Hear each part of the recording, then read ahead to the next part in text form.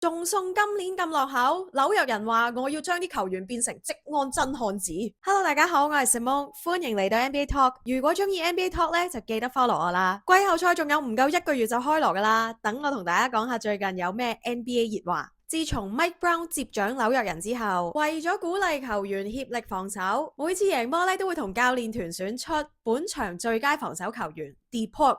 但係加冕獲獎球員嘅呢，並唔係 NBA 近年盛行嘅特製金鏈，而係 Timberland Boots、地盤帽同埋職安背心。雖然紐約係全世界最繁榮嘅城市之一，但係都有唔少勞動階層，尤其係工人呢，就會着住職安三寶，每日都會奔波勞碌咁樣為呢個城市服務，就好似打波防守時 lockdown 嘅封鎖式心態。目前獲得最多次殊榮呢，就係我心愛嘅 OG Anunoby 同埋後備中鋒 Mitchell Robinson，而多倫多速龍贏波後頒發嘅金鏈呢，就係表揚最能夠影響球賽勝利嘅球員。底特律活塞咧就唔係送鏈，而係頒發類似送俾拳擊手嘅金腰帶。我就覺得咧紐約人頒發嘅職安三寶非常之有代表性，一方面可以提高士氣，另一方面又可以向城市致敬。留言話我知你覺得呢個職安真漢子造型點樣啦？中意 NBA Talk 就記得 follow 我啦。